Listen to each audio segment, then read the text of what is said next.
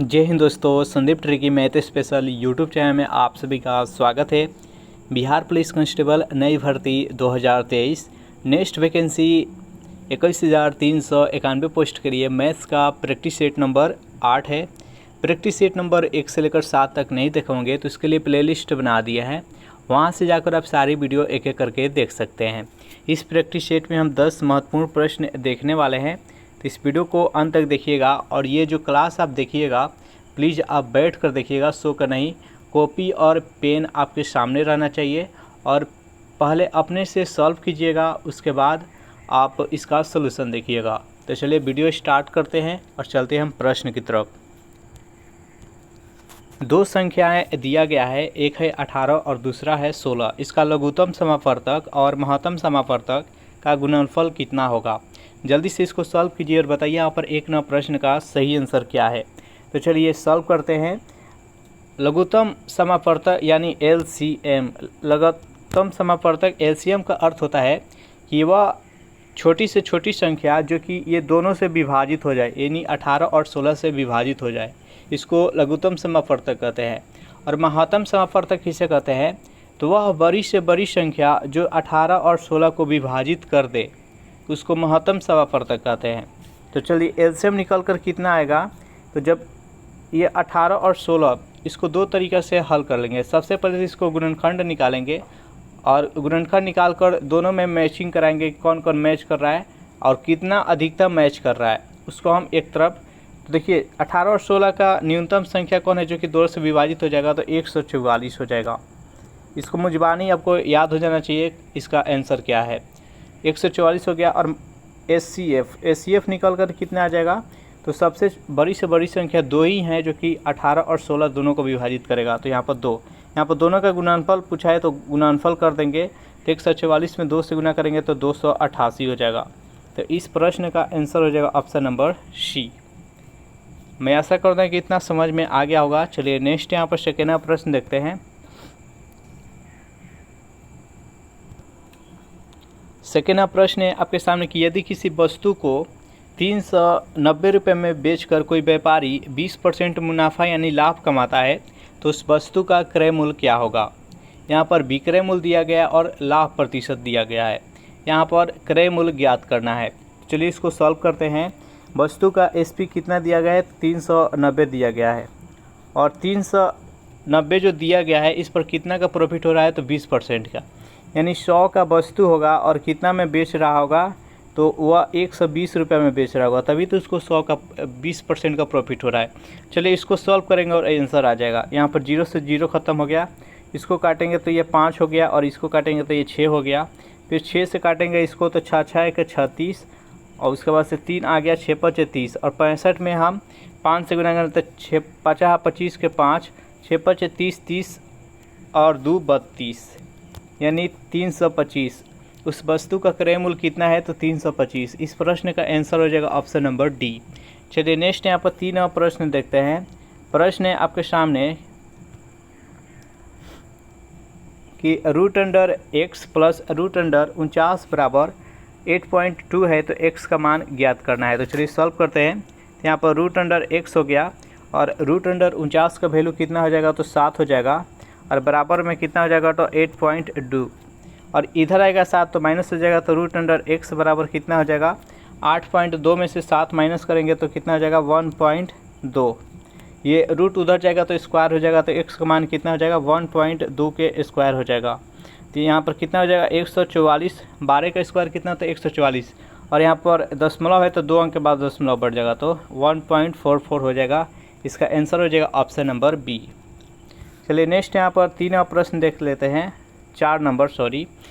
Session आप लोग को अच्छा लग रहा है तो वीडियो को लाइक कर दीजिए, अपने दोस्तों के पास शेयर कर दीजिए। चलिए यहाँ पर प्रश्न दिया गया है कि यदि किसी संख्या का 3/4 भाग और उसी संख्या का 2/5 भाग का अंतर 28 दिया गया हो तो वह संख्या क्या होगा? तो मान लेते हैं कि कोई संख्या है जो कि x है और इसका कितना है? 3/4 भाग और इसी संख्या का 2/5 तो अंतर कितना दिया गया है? तो 28 दिया गया है। अब चलिए यहीं से आराम से x का मान ज्ञात हो जाएगा। इसका एलसीएम कितना हो जाएगा तो 20 हो जाएगा, और 5 का 20 यानी 5 यहीं 15x, और माइनस 5 का 20, और यहाँ पर 4 दूना 8, यानी यहाँ पर हो गया 8x। अब बराबर कितना हो जाएगा तो 28। अब देखिए इसको माइनस करेंगे तो कितना हो जाएगा तो 7x हो जाएगा, और 7x कितने के बराबर हो जाएगा तो 28 गुने में 20। इसको कट करेंगे 7 से तो 7 का 28, और 4 दूना 8, यानी x का मान कितना निकल कर आ जाएगा तो 80। इस प्रश्न का आंसर हो जाएगा ऑप्शन नंबर सी। चलिए नेक्स्ट क्वेश्चन देखते हैं। 5वां प्रश्न है आपके सामने कि ए एक काम को 9 दिन में कर सकता है, बी ए से 50% अधिक दक्ष है। यहाँ पर कंडीशन क्या दिया गया है कि बी का जो कार्य क्षमता है वो ए से 50% अधिक है, तो बी उसी काम को कितने दिन में करेगा। जल्दी से सॉल्व कीजिए और बताइए यहाँ पर 5वां प्रश्न का राइट आंसर क्या है। तो चलिए इसको सॉल्व करते हैं। यहाँ पर ए का कार्य क्षमता क्या दिया गया है, यानी ए कितने दिन में कर रहा है तो 9 डेज में कर रहा है। उसके बाद यहाँ पर इसका कार्य क्षमता का अनुपात ज्ञात कर लेते हैं। ये हो गया बी और दूसरा हो गया ए। तो यहाँ पर जो बी का कार्य क्षमता है वो ए से 50% अधिक, यानी अगर ए का कार्य क्षमता 100% है तो बी का कार्य क्षमता कितना हो जाएगा 150%। अब इसको छोटा कर लेते हैं। ये 0 से 0 ख़त्म हो गया, ये 5 दूना 10 हो गया, और ये 5 यहीं 15 हो गया। अब देखिए कार्य क्षमता निकल कर कितना आ गया, तो एक दिन में 2 काम कर रहा है ए, और बी है जो कि एक दिन में 3 काम कर रहा है। तो देखिए अब यहाँ से हम टोटल काम निकालेंगे। अगर ए एक दिन में 2 काम कर रहा है तो 9 दिन में कितना कर लेगा तो 18। टोटल काम कितना हो गया 18। बी का यहाँ पर कितने दिन में पूरा करेगा इस काम को, यहाँ पर बी का मान ज्ञात करना है। तो अगर एक दिन में 3 काम कर रहा है तो 18 का काम है, तो कितने दिन में कर लेगा तो 6 दिन में। तो इस प्रश्न का आंसर हो जाएगा ऑप्शन नंबर सी 6 डेज। मैं आशा करता हूँ कि ये समझ में आ गया होगा। चलिए नेक्स्ट क्वेश्चन देखते हैं। 6वां प्रश्न है आपके सामने कि साधारण ब्याज पर कोई राशि 16 वर्ष में दोगुनी हो जाती है तो वह वार्षिक ब्याज की दर क्या है। यहाँ पर कोई राशि है जो कि 16 वर्ष में दोगुना हो जा रहा है, तो उसका रेट ज्ञात करना है, उसका दर क्या है यही ज्ञात करना है। तो देखिए यहाँ पर टाइम दिया गया है, टाइम तो 16 वर्ष दिया गया है। उसके बाद यहाँ पर देखिए दोगुनी हो जाती है, यानी 1 से 2 हो जाती है। या 1 से 2 कैसे हो जा रही है, यानी एक यहाँ पर प्रिंसिपल है और 2 हो जा रही है, यानी उसमें प्रिंसिपल ऐड हो जा रहा है। तो यहाँ पर एक प्रिंसिपल हो जाएगा और एक उसका ब्याज हो जाएगा। यहाँ पर प्रिंसिपल कितना हो गया, पी का वैल्यू कितना हो गया 1, और इसका इंटरेस्ट कितना हो गया, इंटरेस्ट भी 1 हो गया। और हमको क्या ज्ञात करना है, रेट ज्ञात करना है। तो रेट का इसके लिए फार्मूला क्या होता है, रेट बराबर तो ब्याज कितना है 1 गुने 100, और बट्टा में प्रिंसिपल कितना है 1 और टाइम कितना है तो 16 है। अब इसको सॉल्व कर लेंगे, आंसर हो जाएगा। ये हो जाएगा 8, और ये हो गया 50, फिर ये हो गया 4, ये हो गया 25, और 25/4 को अगर पूर्णांक में चेंज करेंगे तो हो जाएगा 6 चौका 24, यानी 6.1/4%। इसका आंसर हो जाएगा ऑप्शन नंबर बी। चलिए नेक्स्ट यहाँ पर 7वां प्रश्न देखते हैं। प्रश्न है आपके सामने कि एक घनाभ की लंबाई 15 मीटर दिया गया है, चौड़ाई 10 मीटर और ऊंचाई 4 मीटर दिया गया है। तो इसका संपूर्ण पृष्ठीय क्षेत्रफल ज्ञात करना है। यहाँ पर एल बी एच का मान दिया गया है 15, 10 और 4। संपूर्ण पृष्ठीय क्षेत्रफल, तो घनाभ का संपूर्ण पृष्ठीय क्षेत्रफल क्या होता है तो 2 × LB plus BH plus HL। अब इसी का मान यहाँ पर पुट करेंगे और आंसर हो जाएगा 2 गुने L और B, यानी लंबाई गुने चौड़ाई का गुणनफल कितना हो जाएगा तो 150 हो जाएगा, प्लस B गुने H, चौड़ाई और ऊंचाई का गुणनफल कितना हो जाएगा तो 10 चौका 40 हो जाएगा। अब प्लस में यहाँ पर HL, यानी ऊंचाई और लंबाई का गुणनफल कितना हो जाएगा तो 15 चौका 60 हो जाएगा। तो इसको सॉल्व कर लेते हैं। 2 इसको ऐड करेंगे तो कितना हो जाएगा तो ये हो जाएगा 250, और 250 में अगर 2 से गुना करेंगे तो कितना हो जाएगा 500। तो 500 मीटर स्क्वायर हो जाएगा। इसका आंसर हो जाएगा ऑप्शन नंबर सी। नेक्स्ट यहाँ पर 8वां प्रश्न है आपके सामने कि अगर अकबर 20 किलोमीटर प्रति घंटा की चाल से दौड़े तो वह 400 मीटर की डिस्टेंस कितने समय में तय करेगा। इस प्रश्न को देखिए और जल्दी से सॉल्व कीजिए और बताइए यहाँ पर 8वां प्रश्न का सही आंसर क्या है। यहाँ पर इम्पोर्टेंट बात समझना है, यहाँ पर जो डिस्टेंस दिया गया है वो मीटर में दिया गया है, टाइम दिया गया है वो मिनट में दिया गया है, और यहाँ पर चाल जो दिया गया है वो किलोमीटर प्रति घंटा में दिया गया है। तो यहाँ पर सबसे आसान रहेगा, इसको किलोमीटर प्रति घंटा को मीटर प्रति सेकेंड में कन्वर्ट कर लेंगे तो बहुत ही आसानी से इसका आंसर तक हम पहुँच जाएंगे। तो चलिए इसको सॉल्व करते हैं। देखिए टाइम बराबर क्या होता है, टाइम बराबर होता है दूरी बटा समय। तो दूरी कितना है, तो 400 मीटर है, और इसका समय क्या हो जाएगा, तो समय इसका 20 दिया चाल कितना दिया गया है, तो 20 हो गया। इसको हम किस में कन्वर्ट करेंगे, तो मीटर प्रति सेकेंड में।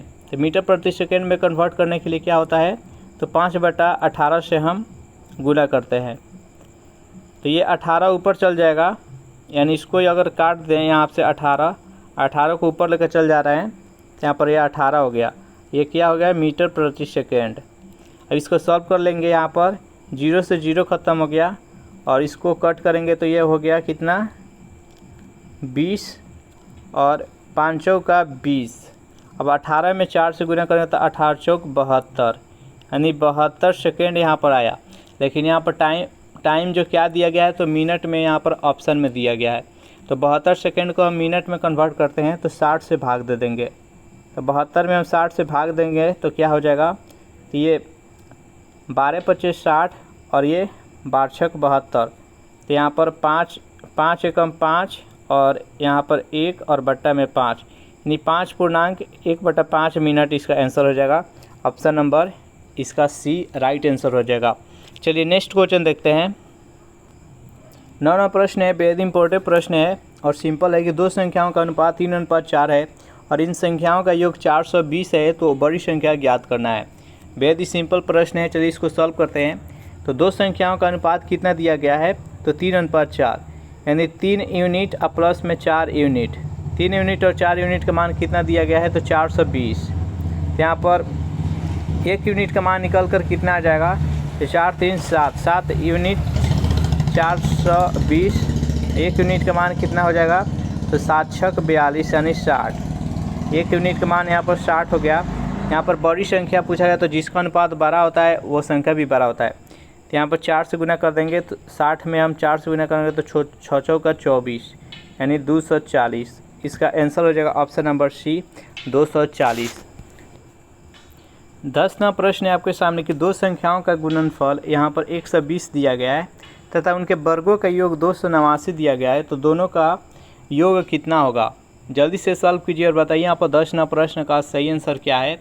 तो चलिए इसको सॉल्व करते हैं। दो संख्या है, मान लेते हैं कि एक ए है और दूसरा बी है, और ये दोनों का गुणनफल कितना दिया गया है, तो 120 दिया गया है, और दोनों के वर्गों का योग a² प्लस में b², इसका मान कितना दिया गया है, तो 289 दिया गया है। अब चलिए इसको सॉल्व करते हैं। a + b के होल स्क्वायर पर इसको पुट करेंगे तो आंसर आ जाएगा। तो यहाँ पर देखिए a + b का होल स्क्वायर बराबर होता है a² प्लस में b² प्लस में 2ab। अब यहाँ पर मान पुट करते हैं। यहाँ पर a + b का होल स्क्वायर हो गया, a + a² प्लस b² का मान कितना दिया गया है, तो 289, और प्लस में ए बी का मान कितना है, 120। 120 में 2 से गुना करेंगे तो 240, और इस दोनों को ऐड करेंगे, 289 और 240 को ऐड करेंगे तो कितना हो जाएगा, तो 529 हो जाएगा, और 529 यहाँ पर स्क्वायर उधर जाएगा तो रूट हो जाएगा। तो a + b का मान हो जाएगा, a + b का मान निकल कर आ जाएगा 23। तो इसका राइट आंसर हो जाएगा ऑप्शन नंबर बी। तो इस प्रकार से ये सेशन यहीं पर समाप्त हो रहा है। ये सेशन आप लोग को कैसा लगा ज़रूर कमेंट करके बताइएगा। सेशन आप लोग को अच्छा लगा हो तो वीडियो को लाइक कर दीजिए, अपने दोस्तों के पास शेयर कर दीजिए। जो भी कैंडिडेट अभी तक इस चैनल को सब्सक्राइब नहीं किए होंगे तो चैनल को प्लीज़ सब्सक्राइब कर लीजिएगा। Thanks for watching this video. मिलते हैं नेक्स्ट वीडियो में।